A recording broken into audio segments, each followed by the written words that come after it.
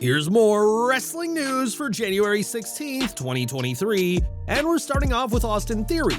And ever since his failed Money in the Bank cash-in, he and Seth Rollins have been at odds, with no sign of their feud slowing down. The two are regularly seen sharing the screen on Monday Night Raw, and things were taken to the next level at a recent live event. It was only a couple of weeks ago that Rollins was seemingly injured on Raw, but that was just a ruse, and now the Architect has shown just how 100% fine he is.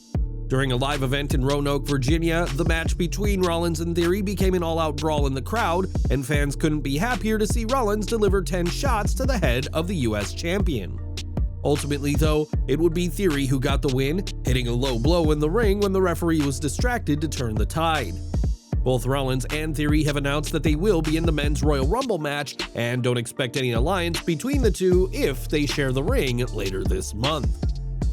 In 2020, Dominik Mysterio made his in-ring debut, putting on a wildly impressive performance against Seth Rollins. Sure, Mysterio did not win, but his first match blew everybody's expectations, and it turns out he wasn't even a WWE superstar at the time. Speaking on the latest Keeping It 100 podcast, Mysterio explained that at the time, he had not signed a deal with WWE and would be paid per show until he eventually inked a contract. Mysterio and WWE were in the middle of negotiations at the time, but Dominik said that both sides operated in good faith and expected the other to be professional. Dominik was still getting paid per appearance after WWE's following pay-per-view Payback 2020, where he teamed with his father Ray to defeat Rollins and Buddy Murphy. Now Dominik is under contract, and his recent work with the Judgment Day has proven to be a hit, so expect him to remain under contract with WWE for many years to come. Over to Impact Wrestling as Bully Ray returned to the promotion and has been focused on becoming the Impact World Champion for a third time. At last week's Hard to Kill event, Bully came up short against champion Josh Alexander, but this won't mark the end of his run. On Busted Open Radio, the WWE Hall of Famer said he'll be sticking around in Impact for a while and vowed revenge on Alexander and his wife. The champion's wife, Jade Chung, gave her husband a big assist during Hard to Kill's Full Metal Mayhem match and low-blowed the veteran to help turn the tide. As a veteran who's worked in Impact, WWE, ECW, Ring of Honor, and elsewhere, Bully Ray will be valuable both on-screen and backstage, and will be sticking with Impact for the foreseeable future. In 2022, Wardlow was one of the most prominently featured stars in AEW and enjoyed a lengthy reign as TNT champion. Since losing the title, and his ponytail in the process, Wardlow hasn't been seen one time in 2023, and there may be a reason for that.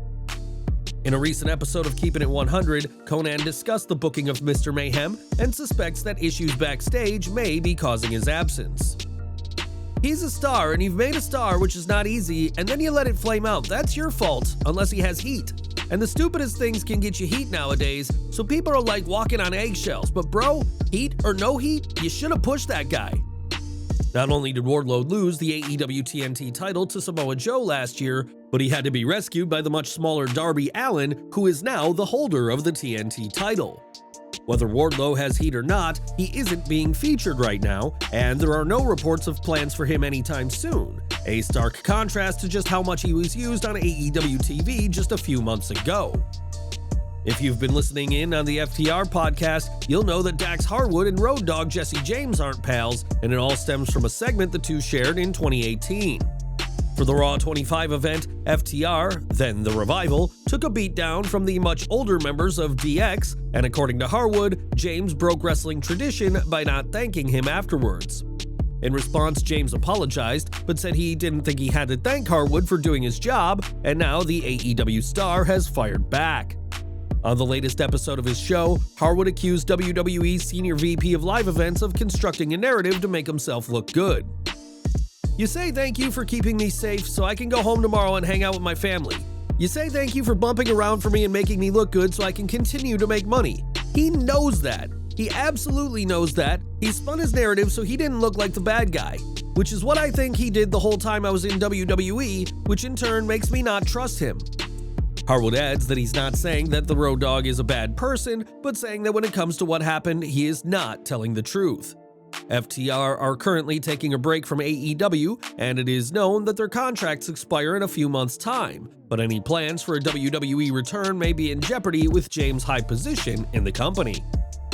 For years, Cameron was part of WWE, but after her departure, kept clear of the ring for years. In 2020, though, Cameron did make an appearance for AEW, losing in a tag match that July, and now is ready to return to the All Elite promotion. Speaking on Vicky Guerrero's Excuse Me podcast, Cameron discussed her future in wrestling and said that she is manifesting her return to AEW.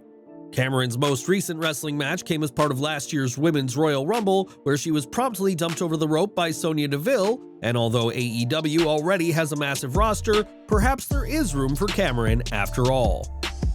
After capturing the Money in the Bank briefcase in 2007, Mr. Kennedy seemed destined to be the next big heel in WWE, and there were even plans for him to be revealed as Mr. McMahon's long-lost son.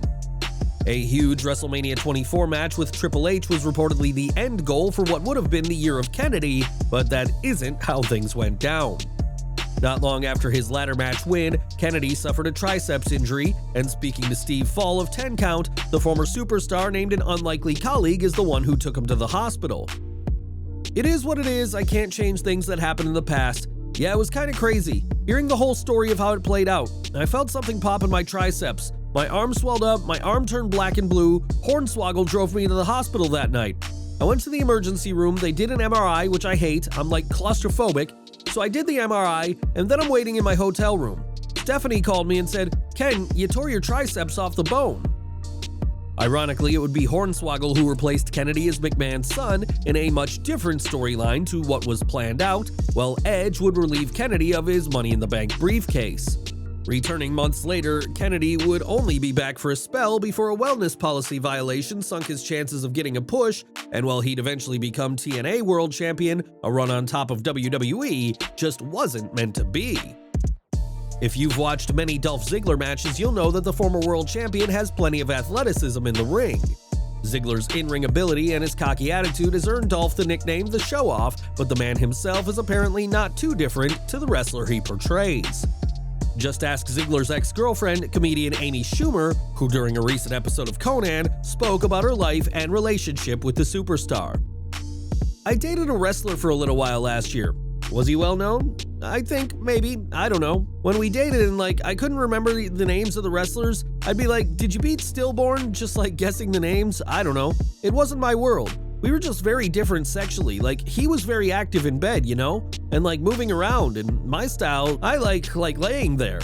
He's in such a good shape. When you're naked with someone, you want to be the one bringing the thunder, I want to be able to whisper things like, 'You're welcome,' or 'You owe me for this,' that kind of... I'm used to dating kind of chubby-ish comics. When they take their shirt off, you're like, how are you not a woman? That kind of guy. I was out of my wheelhouse with this guy. It was bad. It was bad." Schumer isn't the only notable name Dolph has dated, as he has been with Nikki Bella and Dana Brooke in the past, and we hope that they were able to keep up with the athletic former world champion in the bedroom. In WrestleMania 38, Vince McMahon competed in his first official match in years, getting a win over Pat McAfee. To be fair, it's hard to call this bout a match, as McMahon's age brought obvious limitations, and after the bell, Stone Cold leveled the chairman with possibly the worst stunner of all time. As you'd expect, fans were not kind to the match, but Joe Rogan had a much different response. Speaking on his podcast, Rogan said that McMahon looked great competing at WrestleMania, though the reason he thinks that way is because, in Rogan's own words, at 77 you're supposed to be a dead man. McMahon isn't in the grave yet and is arguably feeling more alive now than ever before now that he's back in charge, so don't count out yet another match from WWE's executive chairman. And we're ending today with Seth Rollins, who has a legion of loyal fans, and one in particular has expressed their fandom in an epic way. On Twitter, a superfan shared a video from their wedding where he walked down the aisle not to angelic choirs of soft harps, but rather Rollins' theme song. This got a response from the former Universal Champion, who used some emojis to make it clear that he thinks using his theme was crazy, and he loves it. Rollins is one of WWE's top stars, and to many, the top face on Raw, and we're hoping this fan's marriage is as long and successful as Seth's career in WWE.